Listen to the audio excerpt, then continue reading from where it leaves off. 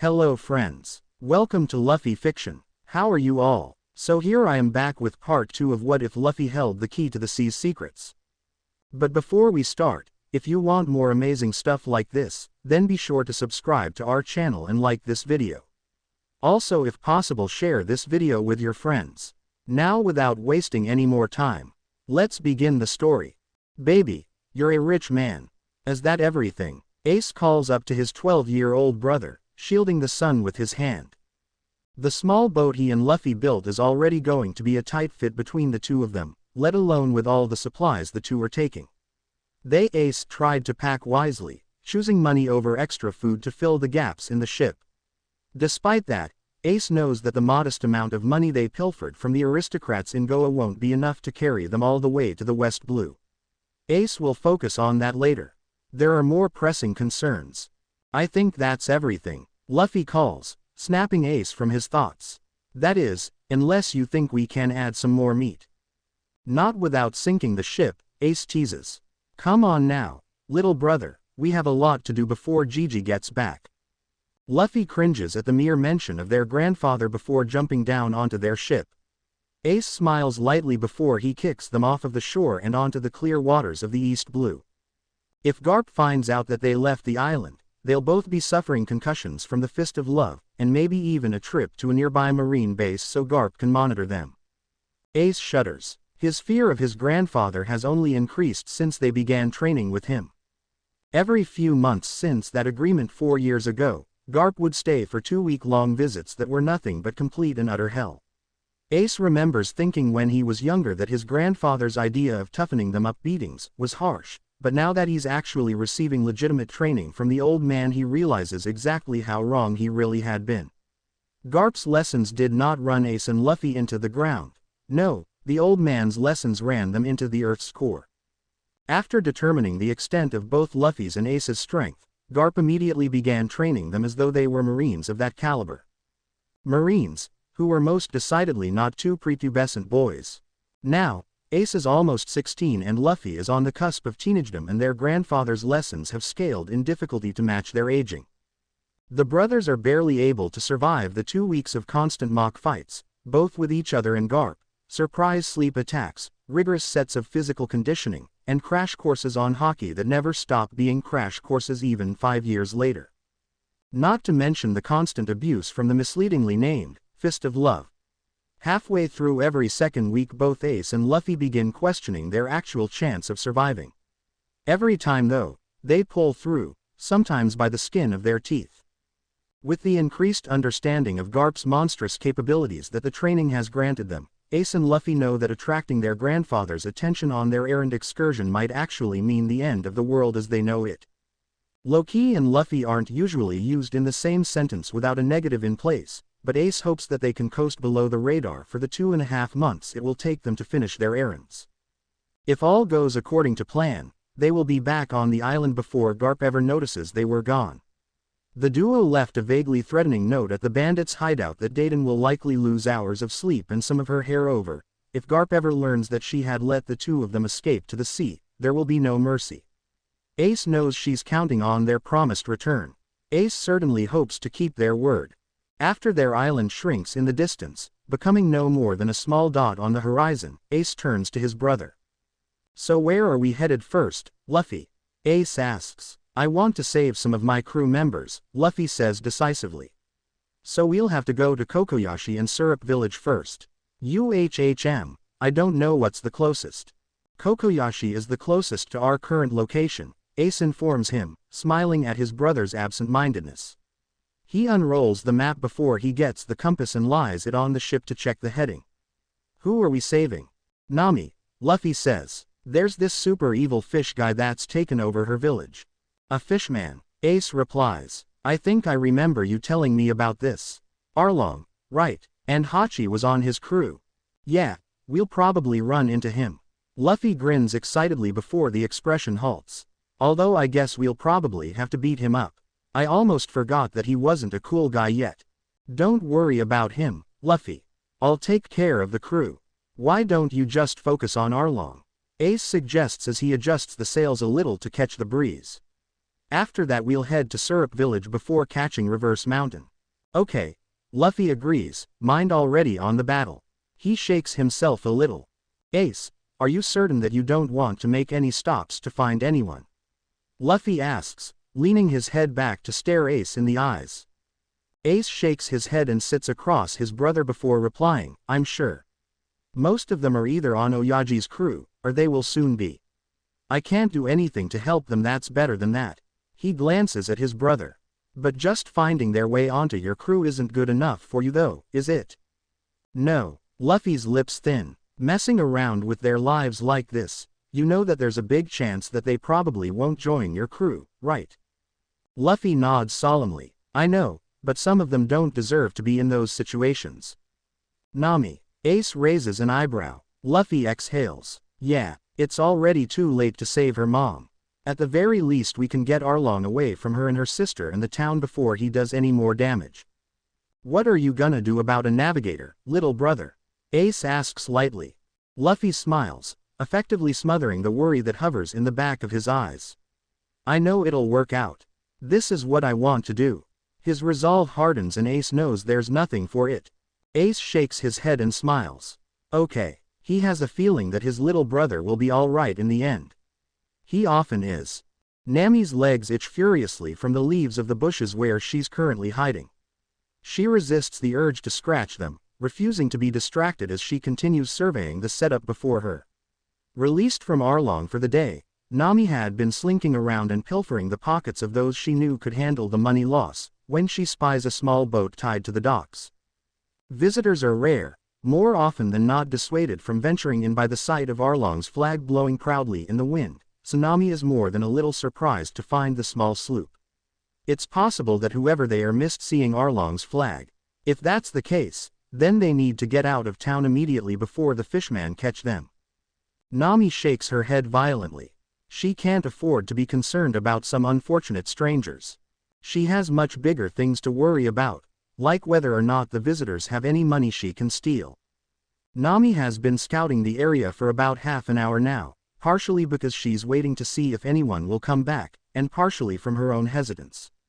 Pickpocketing is one thing, but robbing a ship is on a whole new level. This will be her first time attempting something like this. It's natural she's a little anxious, she tells herself over and over again as she tries to build up her courage. Summoning the face of her sister, Nami pushes through the bushes before she can second-guess herself anymore. She has already prepared a strategy in case they return. She's just a curious little girl, who only wants to see their ship up and treasure up close, assuming that they have any. Adults tend to eat that sort of stuff up, at least human adults do anyways. She brushes off the distracting thoughts as she stealthily approaches the vessel. Glancing around the empty pier for any witnesses, she finally steps carefully up to the boat. Nami expects to see some kind of protection over their stuff. Locked cupboards, padlocked chests, secret compartments. Instead, she's treated to an incredible sight. Not only did the strangers have treasure, but it's on full display. The floor of their sloop is covered in apple cores, bones, and most importantly, berry. Sure, the trash is gross, and the bills are crumpled up, but Nami is delighted, though wary. The setup seems too good to be true and Nami carefully nudges some of the money, expecting something to happen, but nothing does. She then wastes no time in gathering as many bills as she can. She tosses the gross trash out of the way without even blinking an eye as she carefully scavenges each and every bill. She quickly tucks them into her pockets, into each shoe and sock, and in the band of her small training bra. Making sure that everything is reasonably secure, Nami flees the scene and darts back to the bushes where she had first hidden. She takes a break to catch her breath and still her heart that was pounding the entire time. She did it. She really did it. Relief and a small bit of pride sweeps through her system. She's another couple thousand very closer to saving her town. Eager to deposit the money, she makes a beeline towards her and Nojiko's home. She doesn't get very far through the town when she notices how empty it is. She frowns. It's odd for the streets to be so empty during late afternoon when most people are finally getting off of work. She's suddenly distracted by the sheets of paper that are blowing in the street.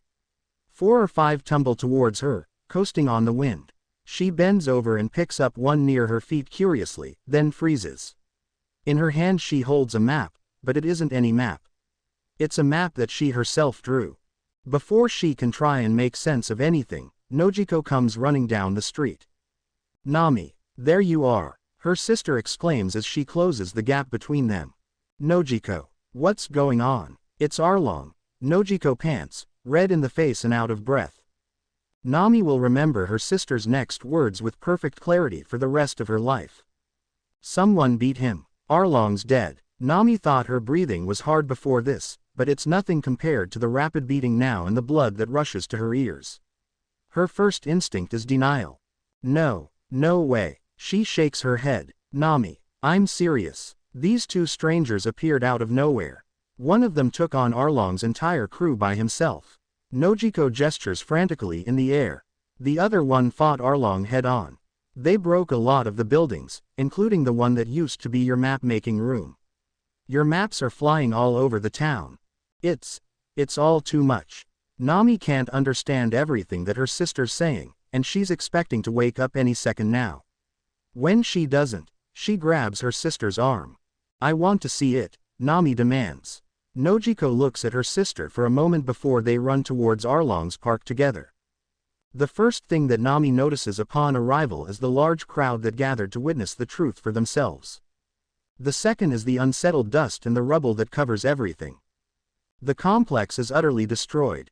Giant jagged holes cover what's left of Arlong's park and all of the nearby buildings. Most of the structures are barely standing. She wanders towards the place where her unwilling workroom had once been. Maps pour out from every crack of the rubble, blowing in the breeze. By her foot she spots something shiny, her quill pen. As she picks it up, she realizes that it's only the nib, because it's been snapped in half. It could never be used again. Nojiko hovers silently at her side, but Nami can barely sense her, so wrapped up in her own thoughts. Can it actually be real? Can she wake up tomorrow and still find this building destroyed, still find her quill pen shattered? Can she do that, please? Tears begin falling down Nami's face, unbidden, followed by choked sobs. Is it really over? She dares to ask. Nojiko's smile is soft. "Yeah, I think it really is." Nami collapses right in the middle of the street. The bills she hastily tucked into her pockets, shoes, and bra slip out and Nami grabs them by the handfuls and rips them up. It's over. She doesn't have to steal, she doesn't have to make charts, she's free. The feeling is so strange to her after all the years in captivity that she almost doesn't know what to do with it. Her heart hasn't been this light since before Belmir died. It suddenly hits Nami that her adoptive mother's death has finally been avenged. "And Nojiko," Nami blubbers. I'm so happy. I'm so happy." "Me too." Nojiko smiles gently, and extends her hands to her sister. Nami shakily pulls herself up, the quill pen still tight in her grip. The thickest part of the crowd surrounds the hole in the ground where Arlong's motionless body rests. Nami and Nojiko carefully nudge their way through the crowd. The sight isn't a pleasant one. Arlong's blood is splattered all over the place, his signature nose has been snapped off, and his chest has been pounded open. Despite Nami's loathing for her captor, the sight of his carcass makes her queasy. She closes her eyes and takes a few deep breaths. "It's incredible, isn't it?" A man nearby murmurs. "I never thought the day would come," a woman replies. "Where is the hero?" Nami's eyes snap open at the question and she stares at the nearby pair unabashedly. "Long gone." The two hightailed it out of here as quickly as they came in. The most shocking thing of all though was their age. The woman's tone turns conspiratorial. "What do you mean?" the man asks. "I mean that the boy that beat Arlong couldn't have been older than 13.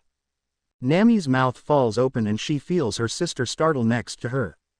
"Seriously," she blurts. "That would make him almost the same age as Nami." The two adults look mildly reproachful at the eavesdropping, but upon seeing who it is their harsh expressions smooth out. "It's true, I saw it with my own eyes," the woman answers. "He was a young thing wearing this big straw hat with a red ribbon. I could have sworn I'd seen it somewhere before." "Which way did they go?" Nami demands frantically. The woman goes on slowly. "Well, it looked like they were heading towards the pier, but I can't say for certain, but..."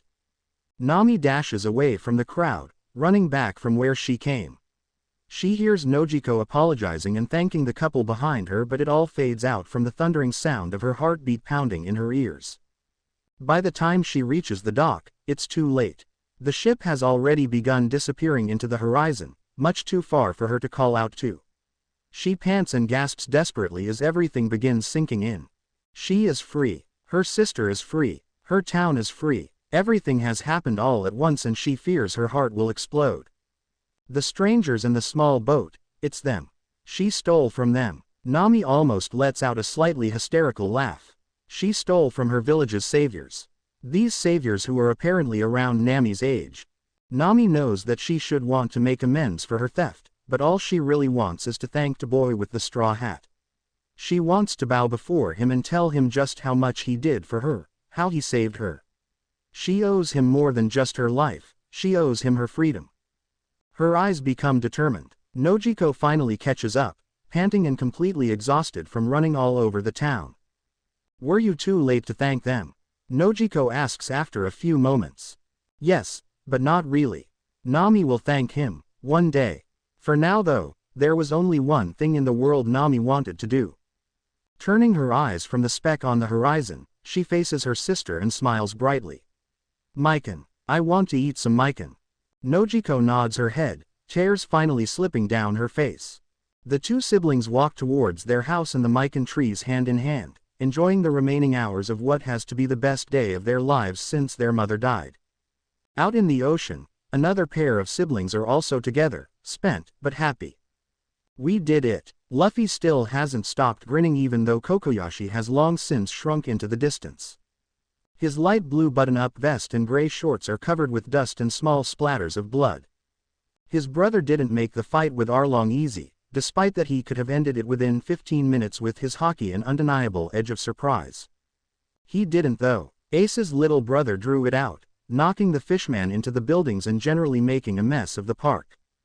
Apparently one of the buildings Luffy smashed was where his navigator, Nami, was forced to make maps. His brother had admittedly gone a little crazy. Ace couldn't claim he was much better though, he needed to learn how to control his strength a little more. It didn't help that the battle with Arlong and his crew was the first real fight either of them had been in 5 years. Sparring, no matter how intense, just isn't the same. After effectively destroying the first mate, Ace let the majority of Arlong's crew, including Hachi, go with a threatening speech and a bit of haki to ensure they never come back. Arlong though, had been beyond what Luffy was willing to forgive. Hopefully taking out one of the big powers of the East Blue won't come back to bite them later on. It's hard to be worried though when he sees the satisfied look on his brother's face. You did it, Ace confirms, ruffling Luffy's hair. He pauses before asking, are you sure you're okay with not seeing her? Luffy hums in contentment. Yeah, I'm sure. She's probably really happy now. That's enough. Ace isn't entirely sure he believes his brother, but there is no arguing with Luffy once he sets his mind on something. Besides, it's too late to turn back anyways. Ace sighs instead of voicing any of his concerns and changes the subject to more pressing matters. Don't get me wrong, I am happy, but I just wish she hadn't robbed us blind.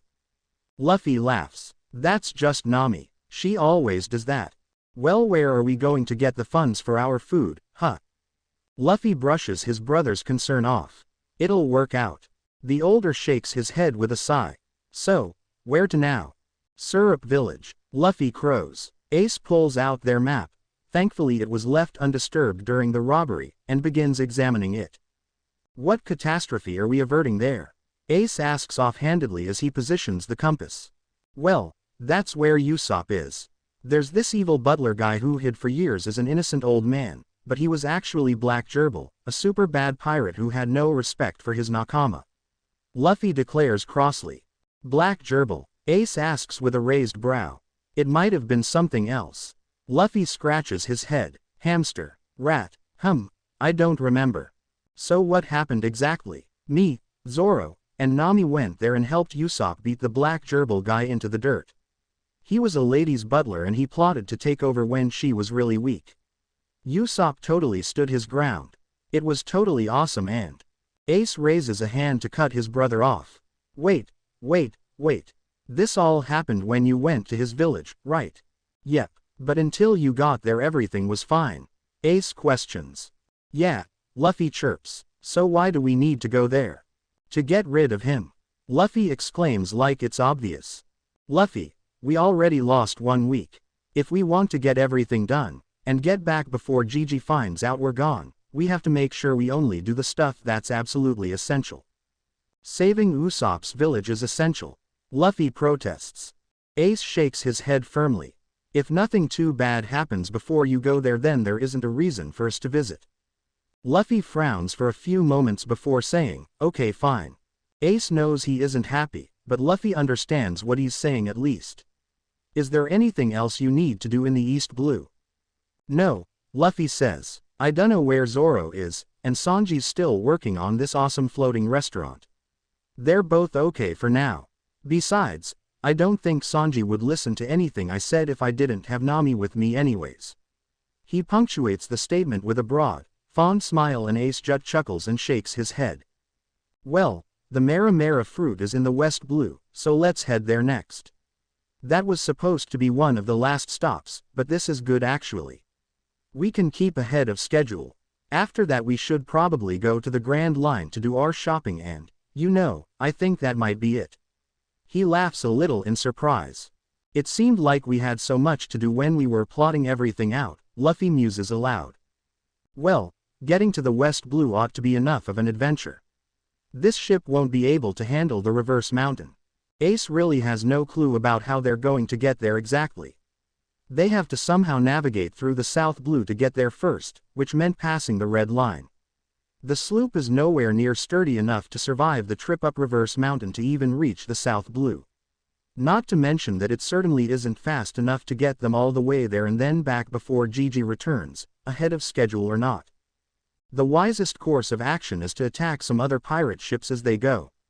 They'll need the supplies and ships if they want to sail through all the blues, but they'll have to find a way without drawing attention to themselves. Ace shudders to think what would happen if Garp catches wind of the pair sailing around, let alone what other more powerful crews might do unless they make themselves less noticeable. Ooh, Ace, look, look, Luffy snaps him out of his thoughts. His eyes widen as he takes in the visage of the large ship that was steadily sailing several dozen meters or so away. Neither had really noticed its approach, so caught up in their conversation. Ace's practiced eye scans the structure, eyeing the craftsmanship. It has to be a galleon, doesn't it? They probably have money and food, right? Luffy asks, drooling slightly. Ace grins. His brother is certainly predictable. Probably. And hey, Luffy, that ship looks like it could survive Reverse Mountain. Ooh, Luffy crows excitably. Before Ace can say another word, a cannonball clips the side of their small sloop. That was a warning shot. If you value your lives, you may want to gather any money you have. A voice calls over the water. Ace looks up, eyes shaded by his orange cowboy hat as he examines the distant figure of the man that addressed the two. He finds a pair of males standing forward on the ship. On one of the men's head there is perched a large black hat with a purple plume sticking out of it, letting Ace know that he's most likely the captain. Beside him there's a man who's rather stocky, with curly orange hair. Probably the first mate then, Ace figures. Behind both men there are roughly 40 to 50 crew members. You can surrender now, Luffy calls out in suggestion. His words are greeted by a hearty chorus of laughter. You must be either joking or insane. One man calls back. Well, the captain doesn't look weak exactly, so perhaps he and Luffy won't have to completely hold back their strength. His little brother is smiling widely at the enemy ship and his excitement is contagious. Ace grins with him. Let's go, Luffy. Right. Luffy wraps his arm around the mast of their ship and creates a crude slingshot to launch the older boy across to the ship. Cries of shock and horror greet Ace's unexpected descent into the center of their ranks.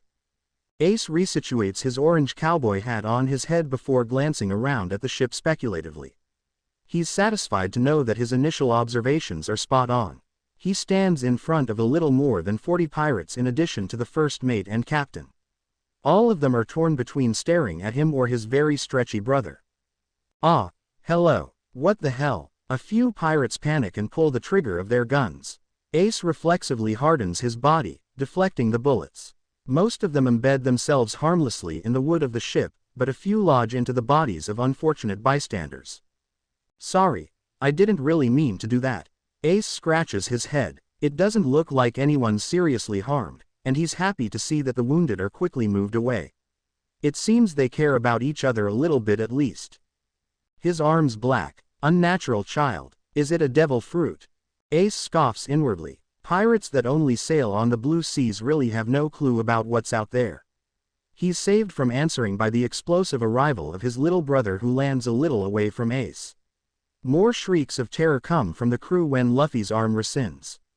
Their young age, he figures, hurts more than helps in this case. Then there's Luffy's clothes, which are still a tad bloody. The captain isn't going to stand by in stupor forever though. Don't panic, men. The tricks may look fancy, but before any of the other pirates can even blink, Ace darts forward and smacks the captain over the head lightly, effectively knocking him out. Stunned silence meets his action, and all of the pirates, who are already more than a little freaked out by Luffy's bizarre elasticity and his own display of hockey, immediately backpedal as far away as they can get from the pair. A few pirates even dive off the ship in their panic. All the while, Ace calmly ties up the captain. After he's done, he pitches the captain to the small sloop he and his brother arrived in, which is drifting about 50 meters away. Ace doesn't hear a splash, so he figures the captain is probably fine. What do you want? The orange-haired pirate from before asks, stepping forward slightly. All of our treasure is below decks. We don't have that much, only about 10,000 berry, but it's yours if you want it. Oh, no thank you. We aren't here for treasure, Ace replies. There's a long pause. Then may I ask what you are here for? My little brother and I are on a trip of sorts, Ace informs his captive audience. We have a few errands to run in the West Blue, and we're going to take this ship to get there. Exclamations of disbelief sound from the other men, who look incredulous and frightened at the same time.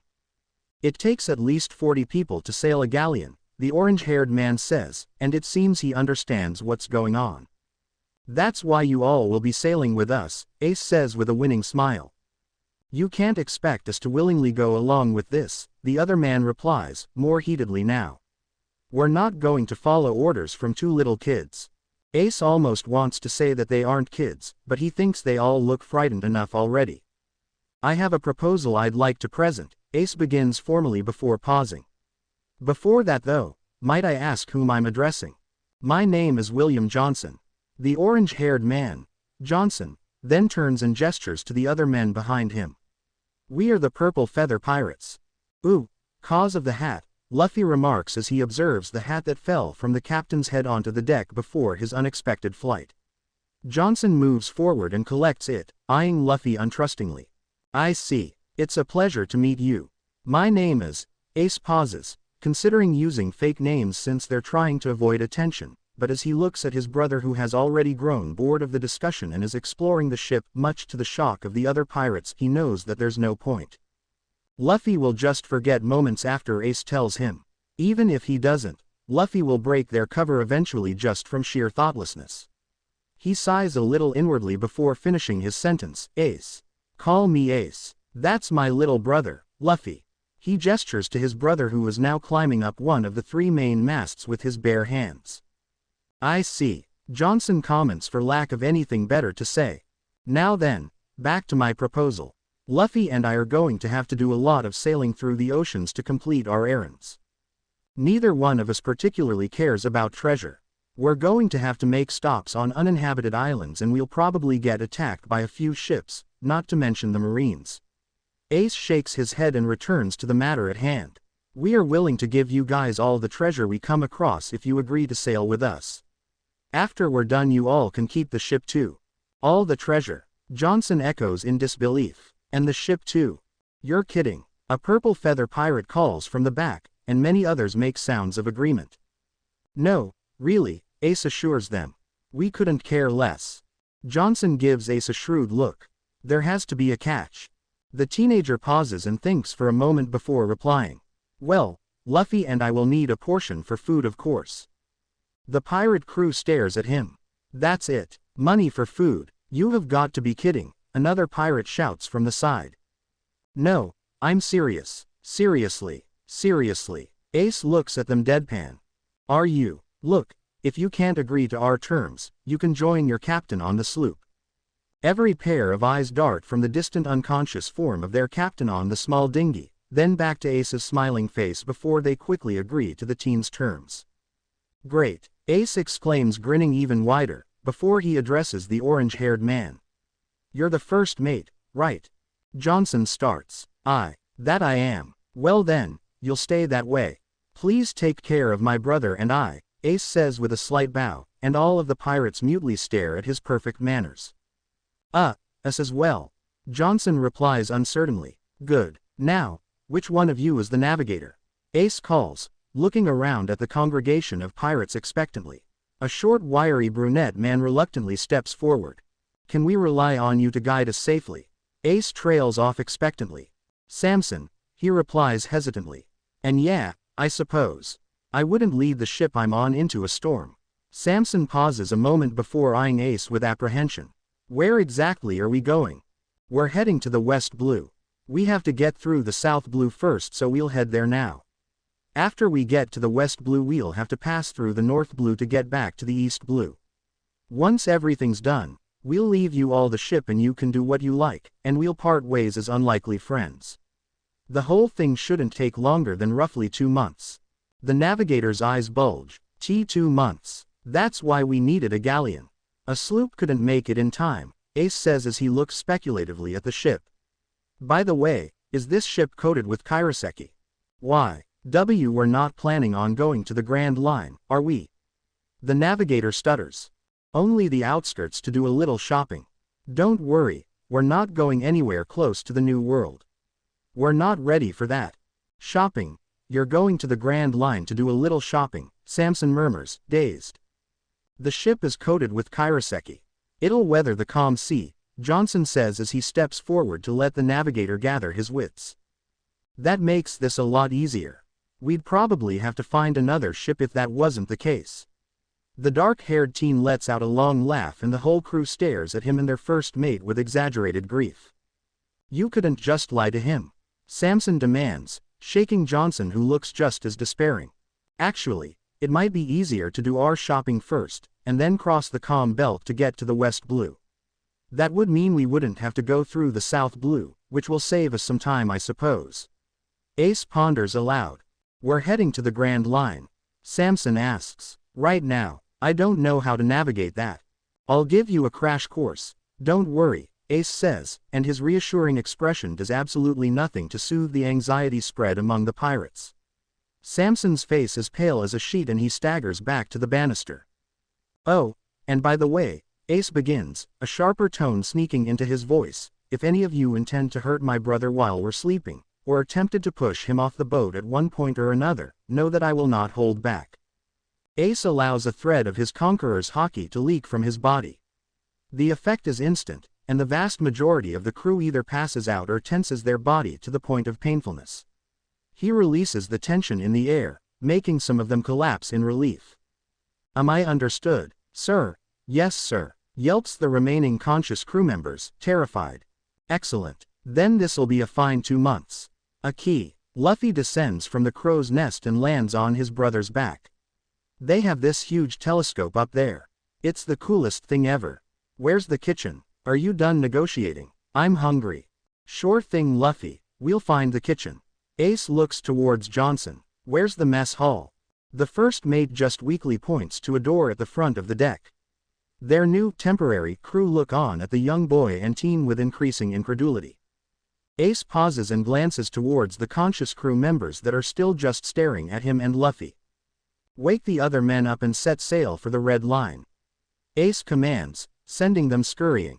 Luffy giggles in his ear as Ace hitches his little brother up higher and carries him piggyback to the kitchen. By the end of the day, all of the crew members are crying a little on the inside when they watch how much the two brothers eat. Their stipend of food will probably take most of the treasure budget. The Purple Feather Pirates were thoroughly and utterly swindled, and they all know it too. Obla-dee, obla-da. Johnson wipes the sweat off his brow and squints his eyes against the bright mid-morning sun. The heat is nothing new to the first mate, but the past few days have been especially blistering. He glances over at his crew. Most of them are on deck because of a mercifully refreshing sudden gust of wind, but the breeze is dying down and everyone begins dispersing into little groups and pairs to pass the time. Johnson looks towards the crow's nest, where, predictably, he finds the two brothers that are responsible for shanghaiing their entire ship and crew. He didn't anticipate facing a challenge like this when he set out to become a pirate, even though he knew to expect the unexpected on the sea. Capsizing storms and dangerous sea monsters he expected and could have dealt with, but Ace and Luffy. Both brothers are unlike anyone that Johnson has ever met before. Johnson has learned in passing that Ace is 15, and Luffy exclaimed once that there was only 3 years between them and that he would be even stronger than Ace when he was 15, which Ace quickly countered with the fact that Ace would then be 18, and much stronger as well, so by simple math, that makes Luffy 12 of all things. After their first meeting it's clear to the first mate that Ace and Luffy are more powerful than anyone else on the crew, but he thinks they're likely stronger than he knows. It's the little feats of strength, like ripping doors off their hinges and the ease with which they rig the sails, not to mention that strange power Ace used on their first meeting, all of which lets Johnson know they're all outclassed beyond his imagination. Johnson has a disquieting feeling that by the end of the trip he will be uncomfortably familiar with their strength, unless he can figure out a way to get the brothers off the ship. The first few days, everyone was so stunned by the sudden takeover and then by the continual surprises from the brothers, that no one could concentrate too heavily on it. 2 weeks in, Johnson finds he's a little more used to things. He spends his free time plotting a way to mutiny, but it isn't easy. The only time he would feel comfortable attacking is when they were asleep. But Ace's warning is still clear in his mind. Despite the threat hanging over their heads, it's still incredibly tempting because both boys nap in the lazy moments, and Ace in particular has a habit of falling asleep in his food, much to Luffy's immense amusement. Maybe the younger brother was able to sense what Johnson was thinking at the time, because he met the first mate's gaze, and Johnson swore that he almost felt a small hint of that same overwhelming power he felt from Ace in the younger boy. Then Ace woke up and Luffy was all smiles once more. Their captains are children, scary, powerful children. Johnson still has no idea what to think about that. He hadn't been expecting much from either of them as useful crew members, and in fact had expected nothing at all from them. He had thought they would just watch all the general sailing and rope pulling, but they surprised him. Not for the first time, and he had a feeling, not the last time either. Not only are the two surprisingly well versed in the technicalities of sailing, but Ace can also direct an entire crew. The first time a sudden storm threatens to knock them off course, the two brothers are the first to react, grabbing the lines to furl the sails. The men are so stunned that it takes Ace 3 times to get their attention. Once he had it. They follow his directions to the letter, and manage to retract the sails and weather the storm with startling efficiency. Somehow, the two brothers are experienced sailors on par with all of the men on the crew. For being so young, it surprised Johnson considerably.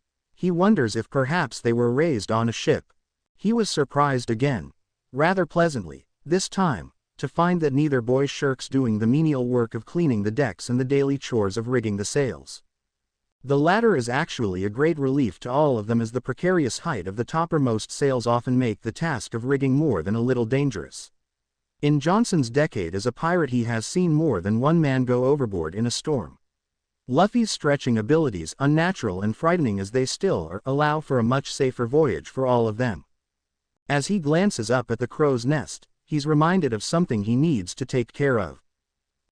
Ace, he calls up. Addressing a 15-year-old by captain is something Johnson still hasn't reconciled.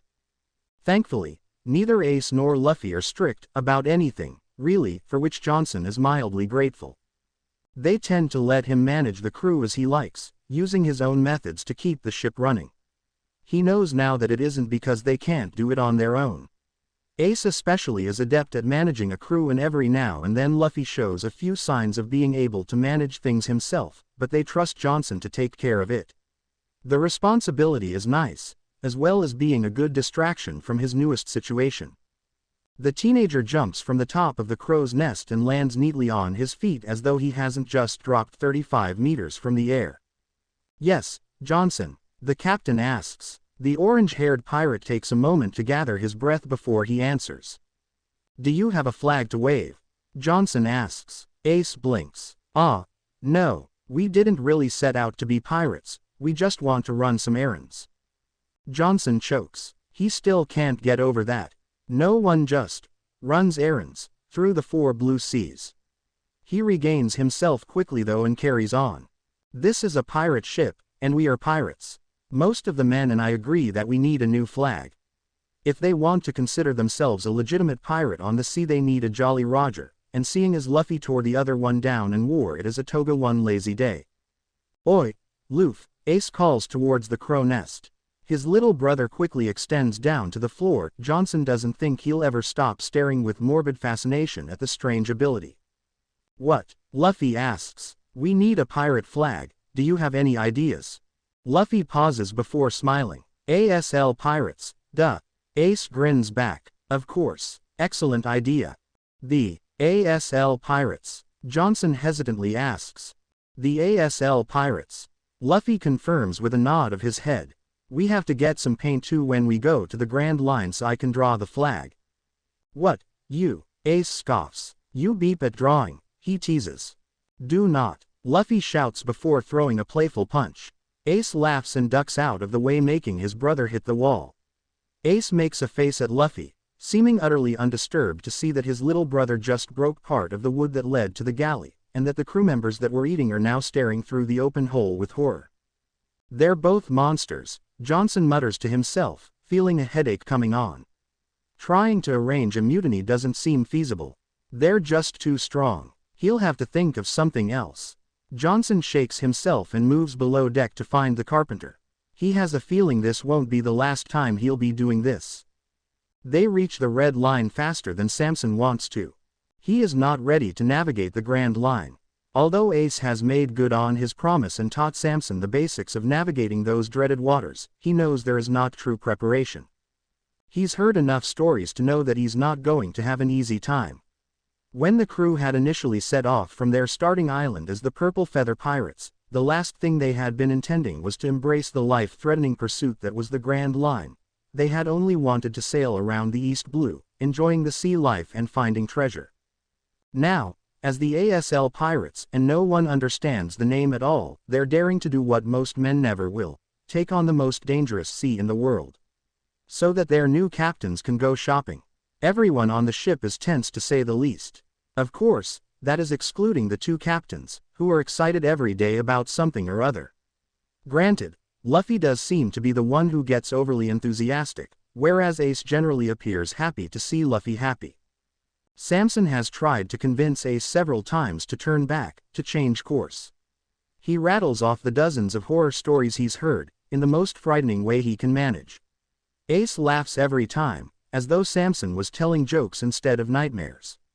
Nothing he says seems to get through to the teenager, and he has a sinking feeling that it will be their undoing. I see it. Samson is pulled from his thoughts by Luffy's excitable shout from the front of the ship.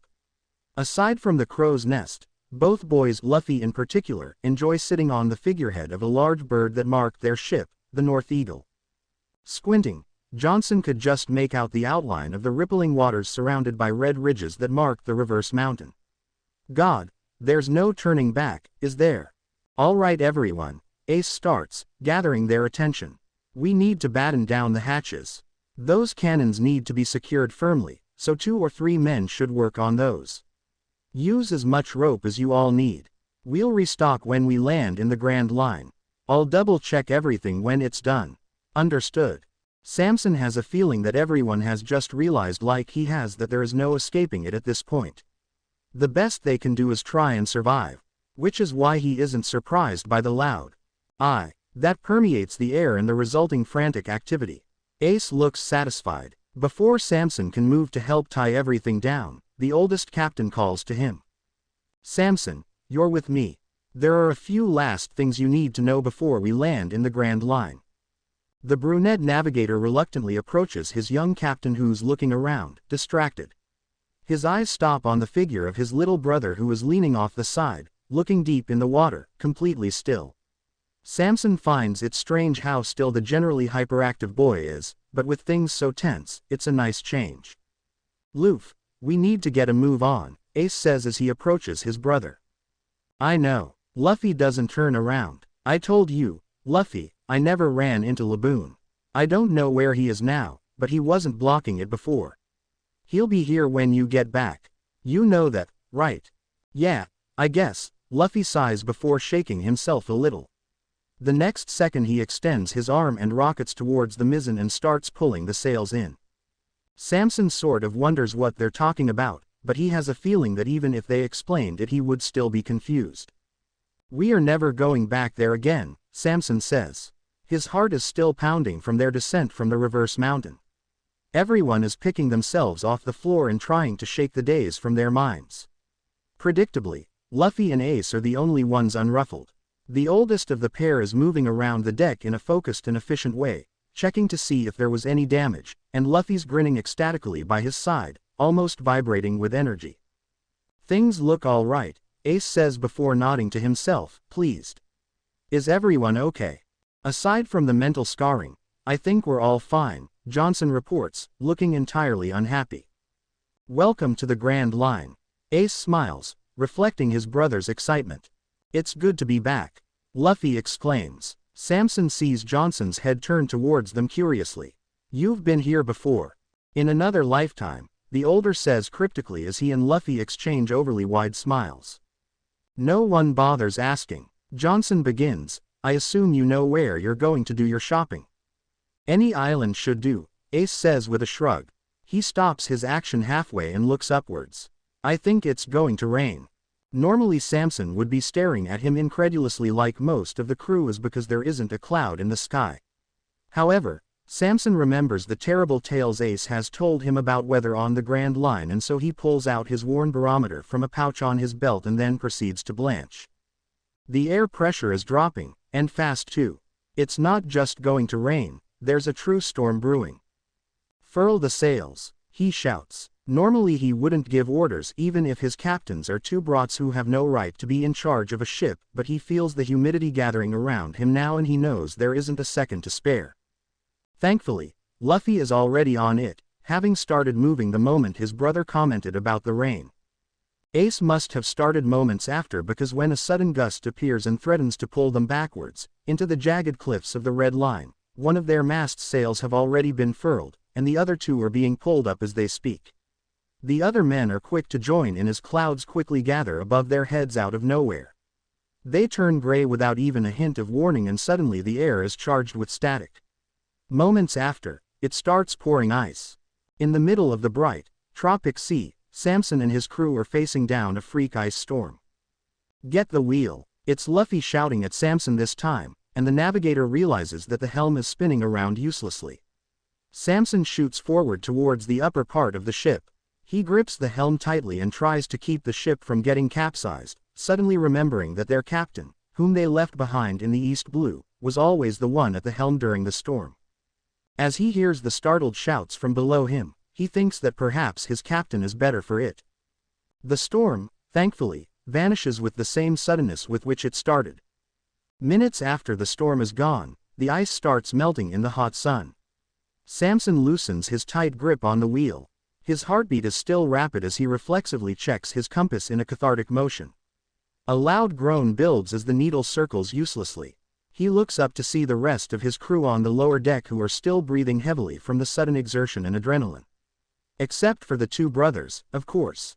Luffy is jumping from the topmost sails to the front of the ship.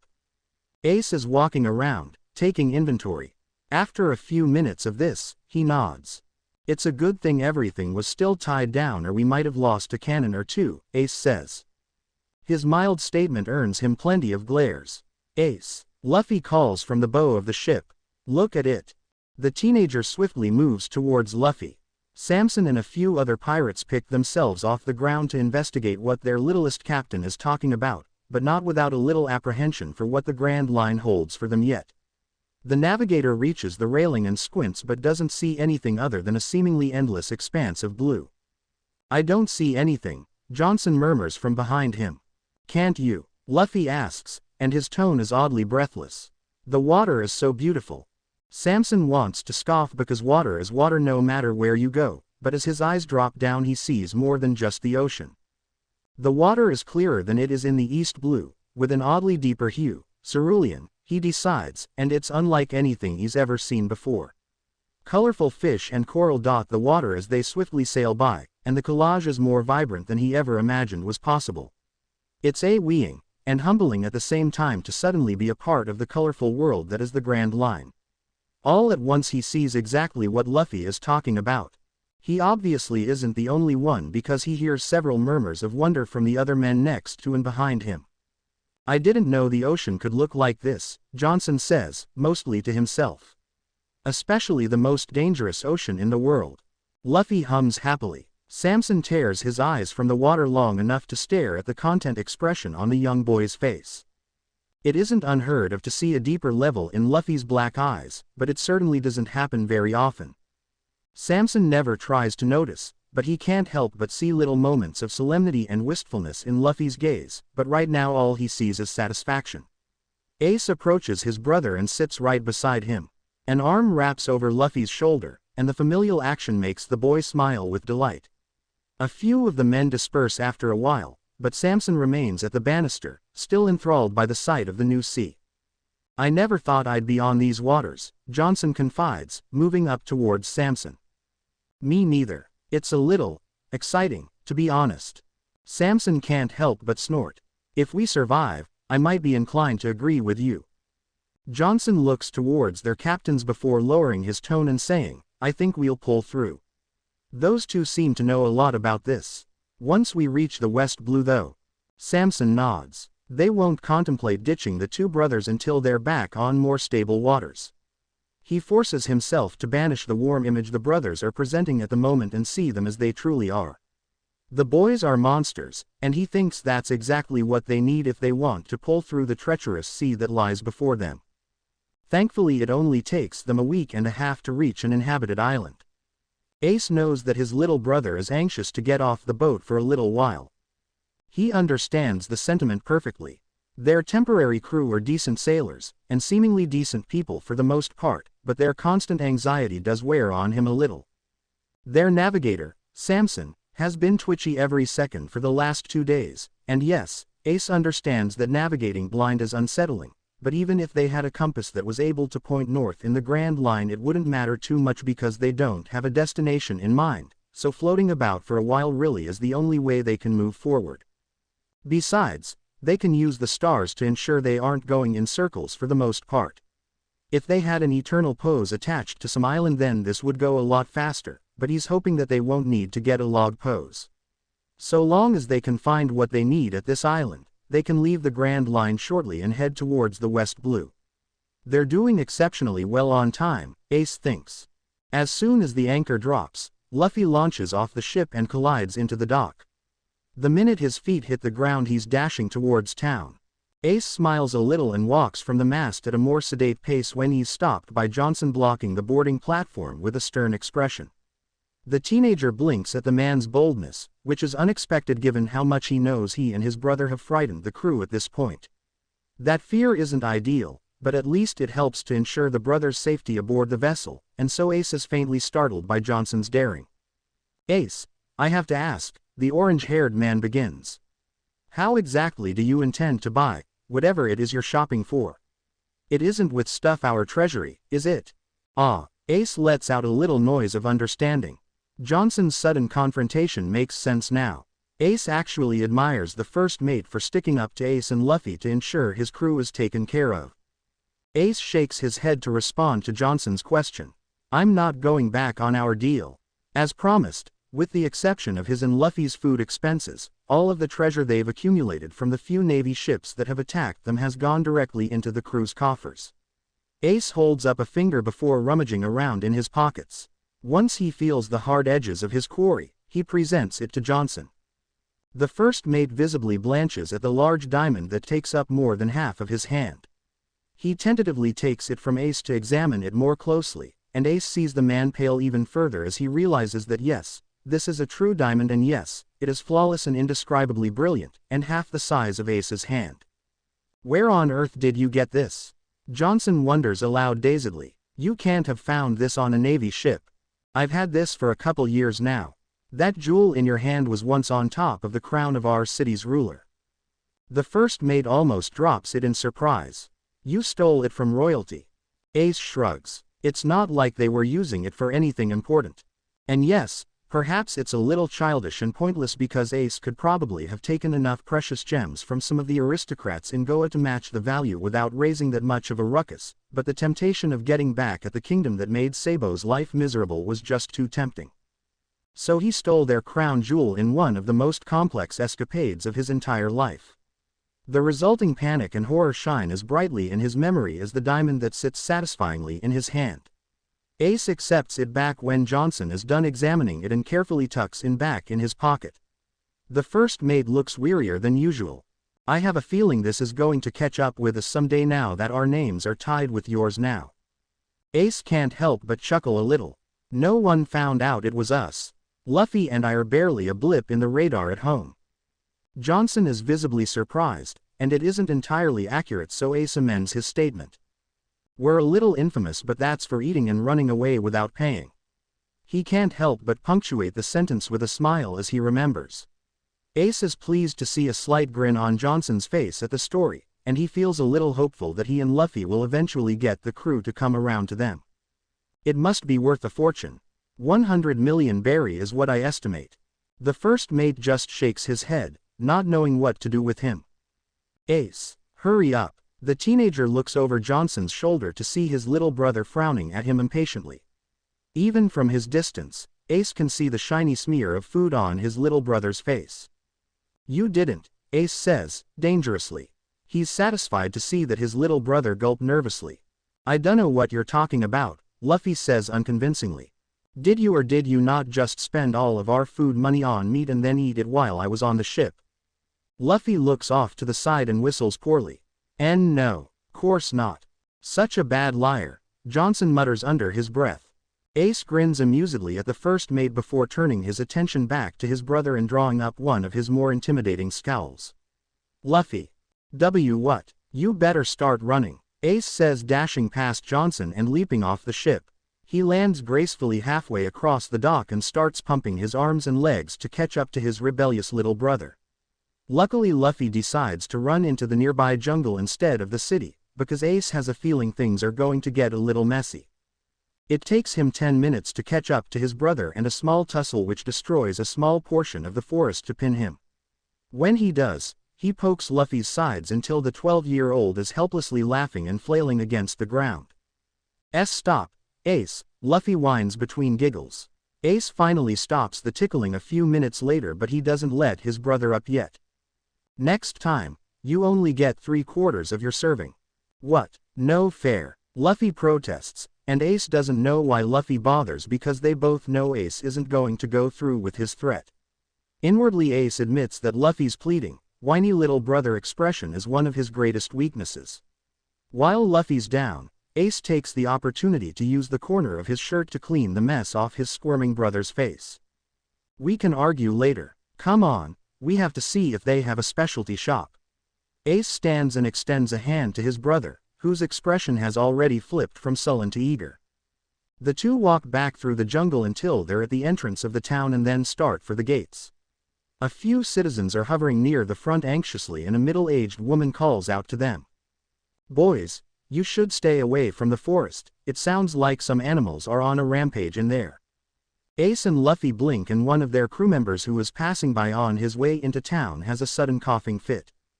We're heading into town now. I don't think you'll hear anything else from the jungle today, Ace says eventually. Thank you for your concern. With a slight bow, he and Luffy set off into the city, leaving a rather flattered though confused townsperson at the gate. So where is it? Luffy asks. It isn't your normal shop, so you have to ask a barkeep. Ace glances around. And sure enough, not too far from the entrance of the town he spies a large sign that says the Bottomless Barrel. Nothing else that could be. He and Luffy quickly move towards the building and enter through the swinging half doors. It's midday, so only a quarter of the rickety tables are taken up, but Ace can tell that the majority of the few patrons there are pirates. He even sees a few of their own crew members sitting in the corner. Things get a little quieter when he and Luffy come in, and he knows that they're drawing attention because of their age, especially Luffy. Ace sighs a little inwardly before approaching the bar. The bartender eyes him speculatively while wiping a glass with a grimy rag. My brother and I are looking to buy some paper. Do you know where we could get some? Caddy's next door sells all kinds of paper, quills and ink, the man replies airily. I seriously doubt he sells all kinds of paper, Ace rebuts. Only stuff there is in town. Dunno what to tell you, kid. The barman gives them a dismissive look.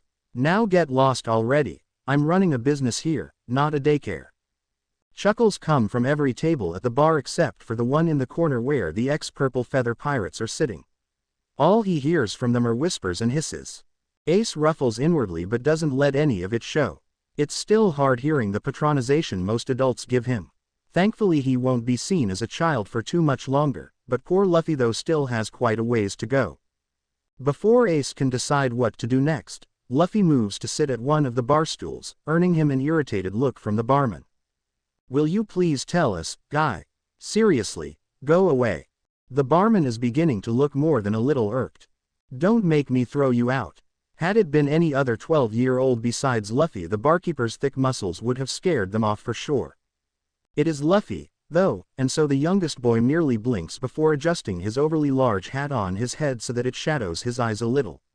The thinnest layer of haki emits from his brother, sending visible shivers up the barkeep's body and small gasps from the other pirates at the bar.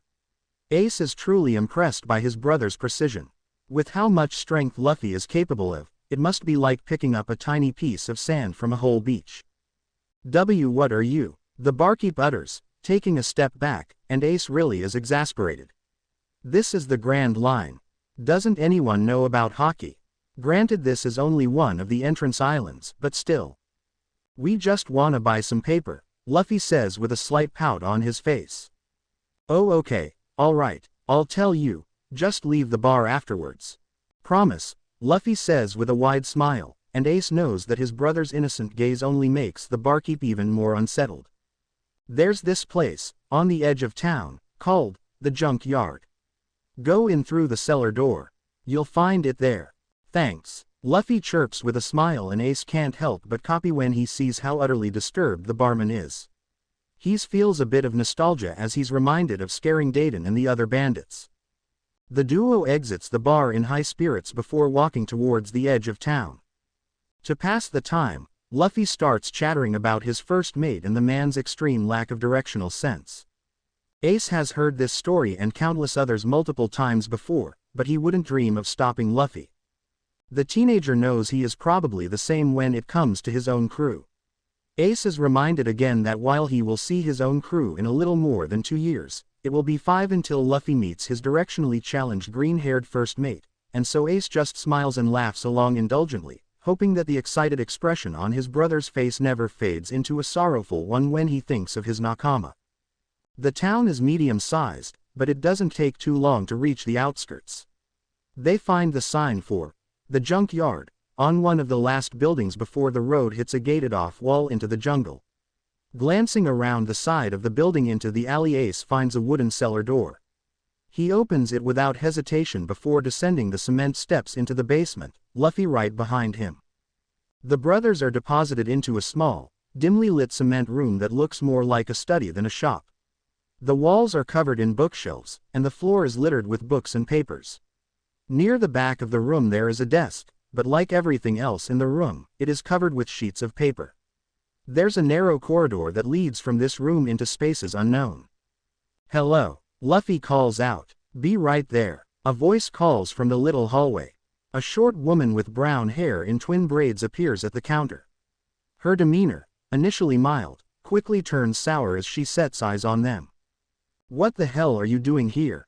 Did you kids feel like exploring? Well, you can just get the hell out of here right now. I'm not above teaching other people's children manners. You won't be doing that here, Ace says, his easy smile visibly unnerving her. Besides, we're paying customers. He then pulls the large diamond from his pocket. Her eyes follow it hungrily, but there's a layer of suspicion that Ace expects to see in anyone dealing with business in a shadier part of town. Let me see it, she says, holding out a hand. Ace gives it to her wordlessly. He isn't particularly worried that she'll try and steal it, or at least is not worried about recovering it should she try. Ace is prepared to handle anything she tries, but if she threatens Luffy at all, well, that will be the biggest mistake of her life. This is real, she mumbles after a few minutes of scrutiny, utterly stunned. Absolutely. Now, what are your prices for Vivre cards? 90 million berry, she says eventually, and Ace can clearly see through her thin lie. It's a pity she miscalculated the worth of the gem. Oh really? Well then, the diamond is worth 100 million berry. I'll take 10 million in change, thank you very much. There is no way this rock is worth more than 90 million berry, she protests. Why, I'm even giving you a deal. To be honest, I wouldn't price this jewel as more than 80 million berry, and you'd still owe me 10 million for the card. You're lucky I have a soft spot for kids. Ace snorts. He doubts that, but more to the point, he's not remotely convinced. Want me to get it appraised? Besides, I've heard of other places where the going price of a Vivre card is 70 million berry. She winces, and he knows he has her. It had only cost 70 million berry for the card he gave to Luffy in the future past, so there was no way he was going to let her swindle him so badly. He was willing to part with more than he should because he was in a good mood, and really, they don't need that much money, but he could use the 10 million to restock on rope and whatever else they need. Fine, she says unhappily. I'll give you a Vivre card and 10 million in change. Ace smiles. Tell you what, why don't you hold on to the gem and give us the 10 million now? We have some shopping to do. You're really gonna trust a stranger? She's appropriately skeptical. I'm not that afraid, Ace says, and the confidence in his eyes unsettles the clerk so much that she takes a step back. She growls a little at him before sniffing. I need some of your fingernail, she says. You're getting one for my little brother, Ace replies, gesturing Luffy forward. His little brother is still upset at the fact that they aren't getting Ace's Vivre card, but the older teen promised to send a card as soon as he could when he reaches the Grand Line again. If that doesn't work out, at least he'll be able to find Luffy again when the time is right. Get over here, kid, she says, pulling out a pair of nail clippers. She cuts off a few sections of Luffy's nails efficiently before sweeping them up into a jar. This'll take me at least 6 hours to finish, all right. Okay, Ace says easily, and he and Luffy go back up the stairs into the open air, leaving a disgruntled lady behind. All right, let's get out of here, Luffy exclaims excitedly as they board the ship once more, having collected both the Vivre card, which was carefully tucked away in Ace's hat, and armfuls of rope. Okay, Samson says a little tentatively. I just have to ask how exactly you plan on getting to the West Blue from here. Ace answers, well, the barkeep told me to head that way. And the bartender had a veritable conniption when he saw them again. But, as Luffy cheerfully pointed out to the man, they only promised to leave, not that they would never come back. Ace gestures towards the left since normal means of orientation via north, south, east, and west are obsolete. So that's where we'll go. It shouldn't take us more than a week or two to reach the calm belt. How exactly are we going to navigate over those waters? They say there are no winds and currents to get a ship anywhere. It's hell for any sailor, Samson says, and Johnson shivers at the very thought. Don't worry about it, Luffy and I have it covered, Ace says with a reassuring smile. I have to ask though, it seems like this ship was outfitted for the Grand Line, but you all don't seem to be that eager to be here. His open acknowledgement of how much they don't want to be here, and that he's making them to it anyways, is almost too much for them to take. The ship came this way, we didn't buy it with the coating in mind, Johnson answers eventually.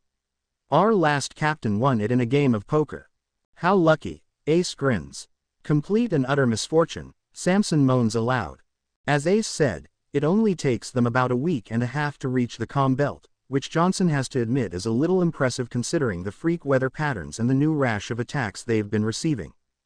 The pirates on the Grand Line are a lot stronger than he initially expected, but Luffy and Ace are there and they are no pushovers.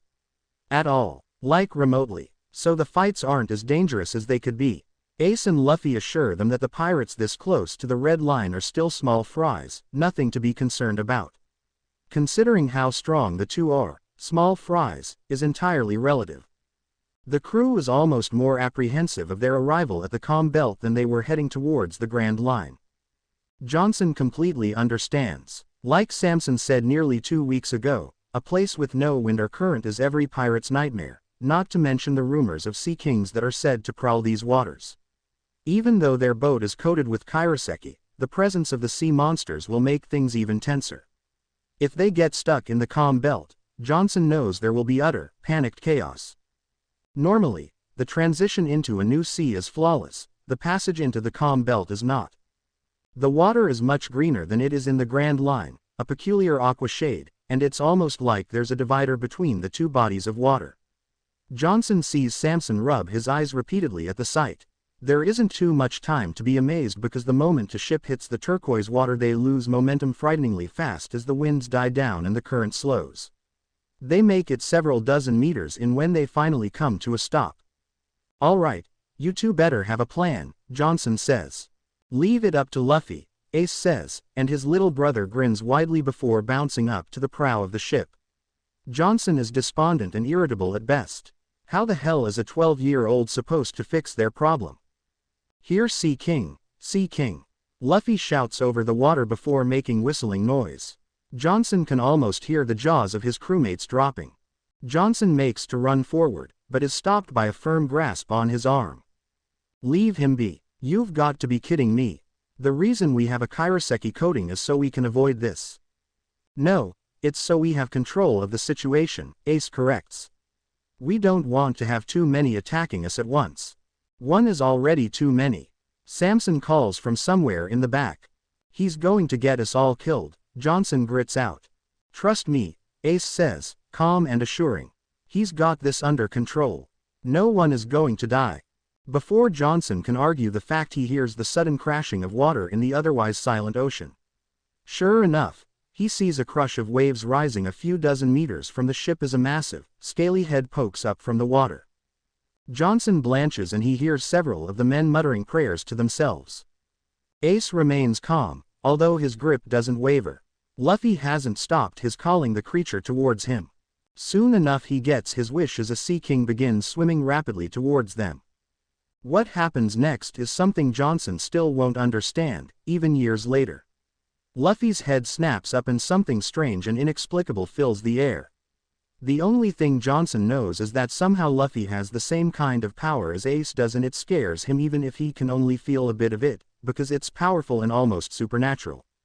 The Sea King seems to agree with him because its path suddenly swerves to the side before stopping. Its dark red eyes have shrunken to pinpricks and are trained on the small figure of their 12-year-old captain, who is smiling again. "Someone get some rope," Ace orders, jolting them from their staring. The Sea King is so still that Johnson wonders if the youngest crew member has struck it utterly dumb. Ace hands a coil of rope towards his brother and Luffy leaps off the ship and onto the Sea King's head.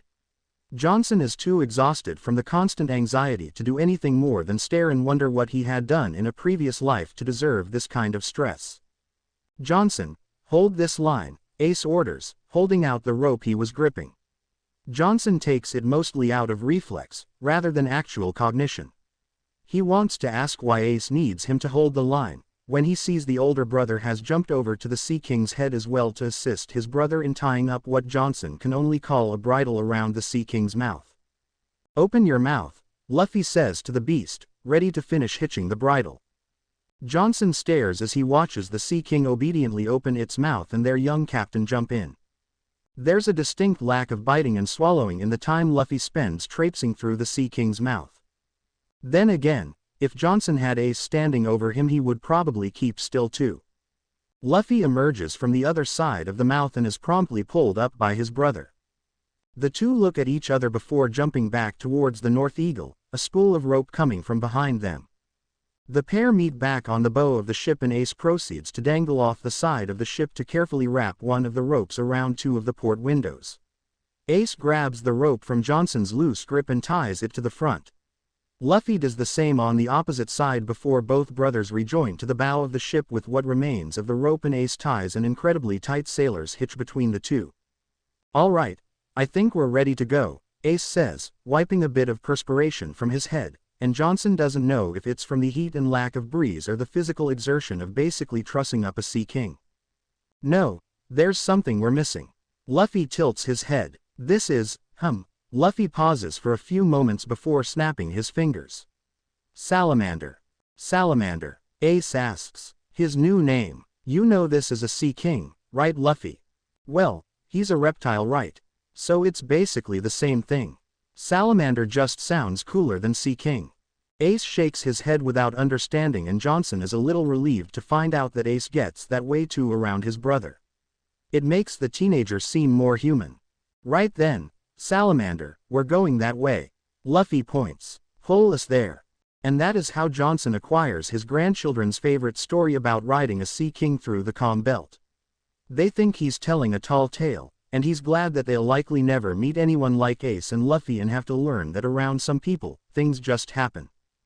Getting better. Despite the veritable walking catalysts that have taken residence on the ship, Johnson is forced to admit that things are running rather smoothly. So smoothly that he finds himself struggling to occupy his time. Previously he'd only have a moment or two to himself, which the first mate filled with reading. Now he has long stretches of time, and is sorely in need of more reading material. Ace is an incredibly efficient captain, and Luffy is an excellent crew hand. At a loss of things to do, Johnson checks the rigging. As ever, the two brothers have managed to do a perfect job of it, despite the tumultuous circumstances under which they had been tied. Waking up near to capsizing in the midst of a violent storm is not the most pleasant way to start his day, but they pulled through, and now they face clear skies. Though both boys keep busy maintaining the ship, they find spare time too. Right now Johnson can hear Luffy giggling from the crow's nest above him. The boy is always laughing about something or other. To be frank, it unsettles Johnson. Why did they have to appear as kind, earnest children just trying to run errands? Why couldn't they be malevolent and rude so Johnson could more easily justify booting them from the ship? No, he gets nice, happy kids. But it's all discordant. The pair are as cheerful as they are dangerous, and they are dangerous. The first time their brotherly banter dissolved into a mock fight, they casually poked a gaping hole in the galley. Thankfully, that's the only time so far they've exchanged blows on the ship. The other times are on the uninhabited islands when they leave to collect food, and more specifically to the younger of the two, inhuman amounts of meat, and by God are they lucky that the islands are uninhabited because the brothers leave the beaches and jungles looking nothing like what it did upon their arrival. It's downright frightening how strong these two boys are, although he admits that it makes the crew's lives much easier. Battles are no longer a matter of life or death when Ace and Luffy are by their sides, so technically their situation is much improved, but that still doesn't mean that everyone calmly accepts the new circumstances. Every time the two boys leave the ship with a party to explore an island, get meat, and skirmish, Johnson faces the continual struggle of trying to decide if he should leave them all behind. It wouldn't be that hard. They made it to the West Blue. They can manage these waters, and likely figure out a way back to their home sea. All he has to do is get rid of those two brothers. It might come at the sacrifice of a few men when they go along with the brothers on the islands, but he knows some crewmates who would agree for the common good. It's doable, and he just wonders why he struggles so much. It seems like a simple choice, but every time they leave, Luffy departs with a wide smile and Ace gives them a cheeky salute. Don't they know that they are sailing with pirates, not honorable men? Don't they realize that if Johnson gave the order they'd be stranded on the island? Maybe it's because of the unbridled trust in Luffy's eyes that makes Johnson stay his hand every time. The first mate sighs heavily. He really needs to get over his soft heart. The two brothers shanghaied their entire operation. Now they're practically working as a courier ship for Ace and Luffy. He snorts as he's reminded of Ace's declaration at their first meeting. He said the two were going on a vacation. At the time he thought the kid was just using an analogy, but now he knows better, because really, those two are so in love with the adventure and the sea, unbothered by the dangers and concerns that all other pirates suffer under. This 15-year-old and his 12-year-old little brother have completely turned Johnson's life upside down. Really, he has no clue what they're all still doing sailing under these children. Sail ho! Luffy's high-pitched voice calls from atop the crow's nest. Everyone scrambles to the sides to look for a ship. Sure enough, as Luffy cried, there is a small speck on the horizon. Full speed ahead, Ace's lower tone commands. Both of them eagerly descend from the crow's nest to unfurl the sail, and the rest of the pirates on board organize and follow suit, Johnson included. This will be the 6th ship they've come across so far in their 3 weeks with the boys. 5 they pillaged and gained a rather impressive amount of money, the other one they had to leave alone because after listening to the life story of the ship's captain, Luffy declared him to be an alright guy, and they all got back aboard their own ship without taking a single berry and sailed away. God, it's all so ridiculous. Still, they are making a lot more money than before the brothers came along. They stumbled across a merchant ship last week that carried a truly impressive amount of money, 30,000 berry. If they could maintain their current pace, they'll hopefully be able to keep ahead of the brothers' food consumption and part with a small fortune in a month or so. That fact may or may not be a continuing factor in his hesitation about whether to leave them behind. It's a galleon, one of the crew members shouts from the bow of the ship. It's a pirate ship, Luffy squeals with delight, making some of them wince at his high pitch. Sure enough, Johnson can make out a waving bit of black fabric above the other ship's mast. He doesn't recognize the green dog Jolly Roger, and figures they have a fight in store. The boys are generally okay attacking merchant ships as well as pirate ships, but both boys like pirate ships much more. Despite that, they told Johnson and Samson that if they ever ran into the big players by some unfortunate stroke of luck, then they would hightail it out of there. Johnson's afraid to come across any players bigger than Ace and Luffy. Get ready to board, Ace declares after smiling at his energetic brother. He too looks excited for the upcoming battle. 2 children that young shouldn't be so eager for battle, Johnson can't help but think. They're complete and total monsters. All of the ex-Purple Feather pirates are still getting used to preparing to board instead of prepping the cannons. In order to ensure the maximum amount of treasure gets collected, they rarely use their cannons anymore, a feat only possible because of Luffy's absurd ability to bounce cannonballs away. Ace once demonstrated that he can apparently punch them into dust, but he mostly leaves their dispersal to his younger brother. Speaking of, the youngest member of the crew launches himself forward and blows his stomach out wide, catching 3 cannonballs and sending them away from the ship. One lands and impacts the bow of the other galleon. Oops, Luffy says with mild disappointment, as though he has dropped a glass pitcher instead of causing mass destruction. Don't worry about it, Lou, Ace assures him, playing the older brother role, as ever. I'm sure we'll be able to get enough treasure for food. Before Johnson has time to groan and subtly chide them, Samson, who was designated to steer the ship for no particular reason other than Luffy said so, turns the ship so that it sails aside the other galleon.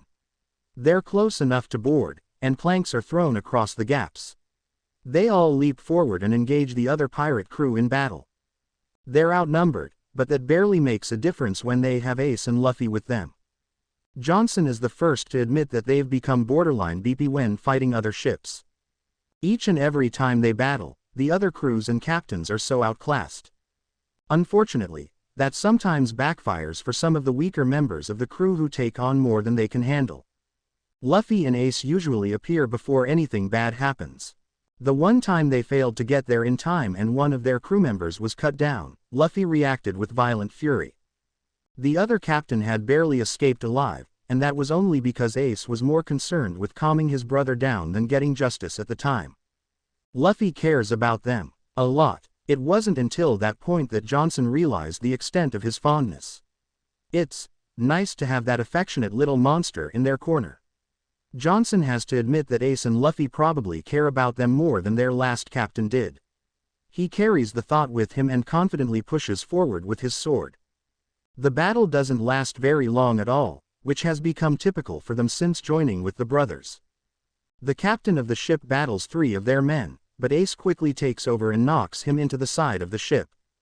The teen only uses half strength, and Johnson is concerned by the fact that he knows the difference now, so the captain is still conscious, which is necessary for the next step in their pillaging process. Johnson leans on the opposite railing to watch the proceedings. He doesn't bother putting his guard up. There's just no point. None of the opposing pirates will be rising anytime soon and the captain is well and truly outmatched. Many of their men return to the ship for water or to patch up some of their wounds. Others hover behind their new captains as Luffy approaches the opposing captain slowly and kneels next to his limp form. "Hey, guy, what's your name?" The captain grunts. Well, I'm Luffy." More silence. "Why do you sail? Do you have a dream?" From Johnson's vantage point, He can see the incredulity in the other captain's eyes, and he completely sympathizes with his confusion. It's a common side effect from dealing with the two brothers, Luffy especially. For money, for power, the captain eventually spits out. That's a lame reason, Luffy replies bluntly.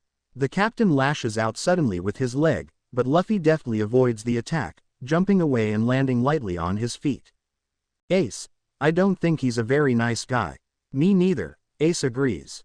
And that settles that. They're claiming the treasure and anything else of value that they can find on the ship.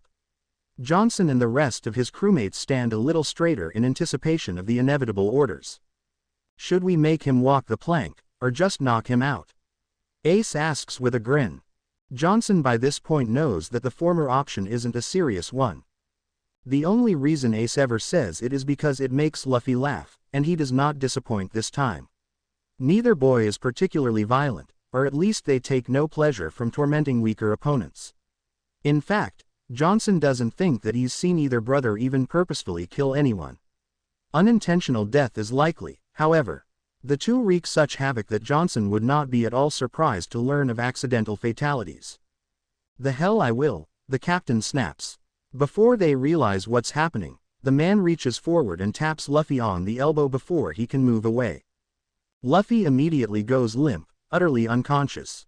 The captain is quick to claim his captive and holds him at knife point with a dagger from his belt. Johnson snaps to attention and slowly approaches the enemy captain who stands on the edge of the boat, pressing as close he dares to the man holding Luffy. Johnson doesn't really have to worry though, and he will later berate himself for thinking to worry in the first place because Ace is there, and Ace is furious. I ate the sleep fruit, the captain says with a wicked grin. This boy is now. He doesn't get any further because a sudden wave of power bursts from the team captain, rippling out of him in twisting energy. Johnson shudders. Ace is somehow able to control this power. Hockey, he briefly explained once, so it doesn't affect their crew. That doesn't mean the faint threads they do sense don't utterly unsettle them. As expected, the captain immediately goes limp. What isn't expected is his fall backwards, off of the ship, Luffy still in hand. Johnson barely registers what he's doing until he hits the water. Taking a deep breath, he dives quickly and kicks his legs as rapidly as he can to go deeper and deeper. He knows that Luffy won't be able to react, to hold his breath, to struggle if he's still asleep like Johnson fears he is. Johnson knows that even if he is awake, no devil fruit user can float, or even fight the current. He catches up with the dark shape of the unconscious enemy captain and the frighteningly still Luffy. He pushes himself deeper, ignoring the burn in his lungs as he finally reaches Luffy and pulls him from the other captain's limp hands. Using one arm, he begins quickly stroking upwards, to the surface. He sees Ace appear suddenly, and the boy swiftly grabs Johnson and Luffy and pulls them up to the surface. They burst through the water, and Johnson takes in some much-needed air in gasps. He turns and sees that Luffy is still unconscious. Get a ladder, Johnson shouts as Ace takes his brother from the first mate's hands and frantically swims forward to the Jacob's ladder that is tossed off the side of the boat. Ace heaves himself and his brother onto the ship, and Johnson anxiously follows. He knows in his gut that Luffy's chances aren't good. He's still unconscious. God knows how much water he swallowed. Johnson pulls himself aboard and finds a nervous circle of his crewmates surrounding Ace and his brother. Johnson pushes in and is treated to the painful sight of Ace frantically giving his brother CPR. He alternates pressing Luffy's thin chest and breathing into his mouth, and Johnson distantly wonders if Ace even bothered checking for a pulse. The youngest brother's skin is sallow and Johnson knows his body is painfully chilled. This has to be the stillest Johnson has ever seen the boy, as even in sleep, he tosses and turns like a monster unless Ace is there to hold him. The sudden memory of the fraternal scene only makes watching this even harder. No, Luffy, you can't do this to me, Ace shouts frantically. If you do this I will never forgive you, your Nakama will never forgive you. He presses his lips against his brother's and pushes more air into his lungs desperately. Johnson can see that some of the crew members are looking away, and one or two have water on the edges of their eyes. God damn it, Luffy, if you die, I'm coming right after you. I don't care about anything else. Just live. I need you to live. I won't do this without you. With a final, bruisingly powerful press against his ribcage, Luffy miraculously starts coughing up water. Ace is quick to roll him onto his side to weakly hack more brine onto the deck before blearily opening his eyes. Ace, Luffy murmurs. The next thing he knows, he is being clutched desperately by his older brother, who pets his hair and digs his fingers into Luffy's wet shirt. Slowly, the younger puts the pieces together. He gently pushes away from his brother, squirming slightly until the older finally reluctantly moves back a little. His grip remains completely firm. "Sorry, Ace, you beeping idiot," Ace says, and all of them know he doesn't mean it, because he starts crying hopelessly relieved tears. Johnson finds a few have fallen from his cheeks as well. The surrounding crew members let out cheers. And God, this is the moment when Johnson realizes that he could never abandon them. His body just reacted when Luffy fell overboard. Somehow, at some point in time, the two brothers burrowed their way deep into Johnson's and the crew's hearts. And there is nothing Johnson can do to change that. So he does the only thing he can. He gently approaches Ace and tells him he's got this covered. Ace nods distantly, but doesn't break eye contact with his little brother. Despite Luffy's weak protests, Ace carries him all the way back to the ship, to the rarely used captain's quarters. When the door shuts behind them, Johnson takes a deep breath and exhales. "All right everyone, what are you standing around for? Snap to it, we have treasure to loot." The men immediately move, scattering towards the underdeck where they usually find the treasury. Johnson nods to himself. He can do this until the brothers recover, which he has a feeling will be a long time coming emotionally. After Ace closes the door of the captain's quarters behind them, he takes the wet outer clothes off his weakly protesting brother until he's just in his boxers. He carefully buries Luffy under the thick covers before similarly divesting himself, crawling in after and wrapping his arms tightly around his brother. Ace's heart has yet to slow down, it's still racing furiously in his chest. God, he was too far away. If Johnson hadn't instantly gone after him, then there's a chance that his brother would have been lost to the sea. The very thought makes Ace pull Luffy closer into him, and it still isn't near enough because how on earth can he get his brother close enough that he never has to worry about losing him ever again? Ace, Luffy's voice makes him pull a little away from the embrace. "I'm all right. You almost weren't, Luffy. Do you know how close you were to dying? Your pulse was nearly gone when we got you on the ship." Anger comes easier than anything else when he's racked with fear. Luffy seems to understand perfectly because he just gently strokes Ace's hair, and the older wonders when exactly their positions of comforter and comfortee got switched. "I'm here, Ace. Never, never do this to me again, Luffy. I can't do this without you. I won't do this without you." Luffy opens his mouth a few times, but doesn't say anything. Instead he just presses a kiss to Ace's forehead and lets the 15-year-old crush him into his chest. Things are tense after Luffy's brush with death.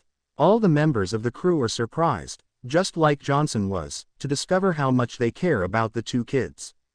They leave food outside the door for them but never enter or even knock at Johnson's discretion.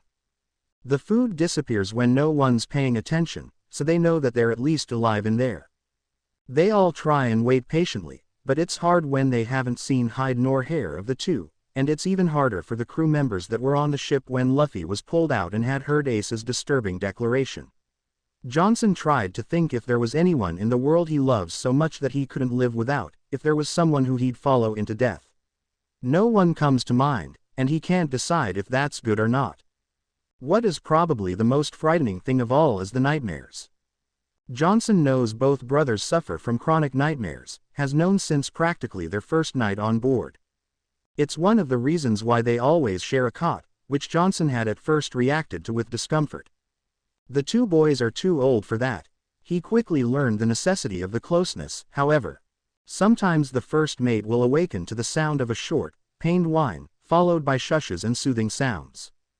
Other times he'll be coming down at the end of his shift and hear them murmuring calming words to each other, talking about all kinds of things that Johnson tries not to eavesdrop on, but the snippets he's caught, skeletons, cyborgs, phoenixes, to name a few, are beyond bizarre. What's really unsettling is that he knows both brothers have them, not just the younger, which he would normally guess, but stubborn, cheerful Ace struggles with demons all the same. Every now and then Johnson wonders what on earth the two have seen that gives them such horrifying dreams. Despite how much Luffy chatters, and he does chatter, none of the crew know very much about their personal lives. He's begun to think that there is perhaps a reason why they never really talk about the past, and Johnson doesn't think he really wants to know, so he has always left well enough alone. By now, all of the crew members have adjusted to the nightmares. Even still, and despite the fact that the brothers are not quartering with them in the wake of Luffy's brush with death, they are all jolted awake by a blood-curdling scream. Johnson is the first to race to his feet, but most of the other men are right behind him. The man on night watch is already by the door, hovering uncertainly, and he takes a relieved step back when Johnson arrives. Johnson tenses and cups his hand to the door and leans closer to hear if everything's okay. "I'm here, Ace. I'm here. I'll never leave you. I'm here, I'm here." He removes his hands and shakes his head at the crew, wordlessly letting them know that there is nothing for it. Uncomfortably, they all settle down again. It won't be the last time they'll be awoken by Ace's cries though. It is 3 days until the crew saw the two brothers finally emerge, hand in hand, from the captain's quarters. All of them pretend not to stare, but can't help but sneak peeks as they do their various chores. Johnson is the one to approach them first. He lightly notes that he is glad to see that Luffy is okay. The youngest boy on board gives him a wide grin, and all of the pirates relax muscles they never remembered tensing. Ace doesn't smile, he stares blankly at all of them. His brother's hand is grasped tightly in his, and all of them know that he isn't remotely over what happened yet, even 3 days later. As the day progresses, the crew is concerned to see that Ace barely lets Luffy venture more than a meter away from him at any time, even when they accompany the crew in swabbing the deck and rigging the sails. Speaking of, Ace doesn't let Luffy anywhere near the edge of the ship and instead does all the rigging himself, leaving Luffy, who has been placed exactly a meter away, to pout and make faces. Luffy puts up with the sudden overbearing behaviors of his brother much better than Johnson would have guessed he would. Luffy smiles patiently at Ace, even as the older holds him as they eat, cloud watch, and just sit at the crow's nest. Every night they return to the captain's cabins.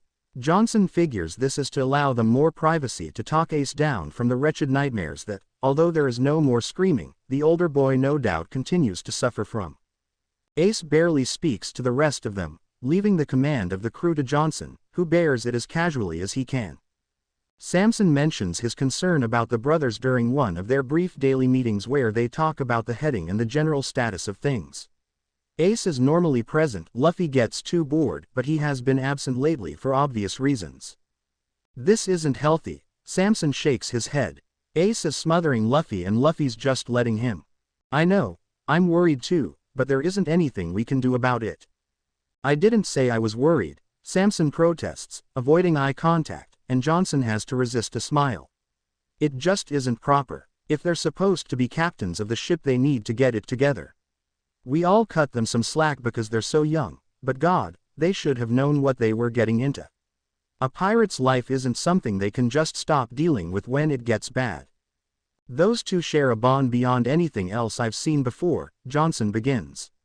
Samson stares at him, and the ginger-haired man knows that he understands what he means. If one of them dies, the other one is going, too. It makes them strong, but it'll also be their undoing one day. But we can't do anything about this. We just have to hope Luffy can get Ace to come around. It's another week before it happens, another long, sleepless week. All of them are tense, and near the end of their rope. Ace is silently rigging the sails with everyone when they hear the cry from the crow's nest. "Sail ho!" All of the crew members jolt to life and run to the railings. A battle seems like the perfect outlet to alleviate their stress. "Turn away." Everyone's heads snap towards Ace, who firmly uttered the command. It's the first order he's given in a week, and all of them are a little taken aback. "Full speed ahead." Luffy, ever present by Ace's side, commands in direct contrast with his brother's order. Ace made it clear to them in the first few weeks of their voyage that no matter how childish and ditzy his brother acts, he is to be treated as a co-captain and nothing less. Luffy has never exerted that authority before now. And what a time to do it. "Luffy," Ace growls, and they can see him working his jaw. "Full speed ahead." His little brother repeats, and Samson slowly spins the wheel so that the North Eagle and the other ship are aligned. "Goddamn it, Luffy," and this has to be the first time any of them have heard Ace yell at Luffy in true anger. "Ace," Luffy states, "what the hell do you think you're doing? The right thing. How do you expect our errands to get done if we don't attack ships? It won't matter if you're dead. I won't die. You can't make promises like that, Luffy. You'd know." And Ace stumbles back as though he's been shot. Luffy, I don't," Ace stutters helplessly. "I can't make that promise, but neither can you. We just both have to do our best. I want you to trust me to do that." It's so strange to hear the solemn and serious words come from the mouth of a rambunctious 12-year-old, but at the moment, it seems like the two boys are nearly a decade older. "I can't risk it. It'll destroy me, Luffy. And how do you think I'd feel if it was the other way around? You can't just willingly throw yourself in front of me, Ace. I won't let you. Because I'll tell you what, I already know how it feels." And Johnson thinks maybe he's hearing some of the material that keeps each boy awake during the early hours of the morning. "It's frightening." Ace replies, "You survived without me." "I didn't," Luffy screams. "I was never the same. Some of me was gone forever when Akainu hit you, and you can't make me watch that happen again."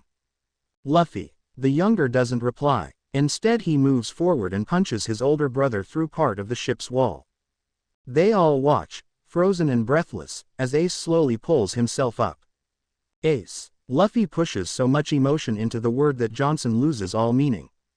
"Luffy." And suddenly the teenager sounds weak, utterly bereft of the anger and resolve from moments ago. Johnson realizes that Luffy has won this battle. His hypothesis is confirmed when Luffy approaches his brother. First he kisses the bruise rapidly fading on his brother's face and then a short peck on the cheek. Johnson knows that sort of easy affection between teenage brothers should throw him more than it actually does, but the movement is so innocent that he finds he cannot be disturbed by it. Ace sighs, seeming incredibly old, but also lighter than Johnson's seen him these past few days.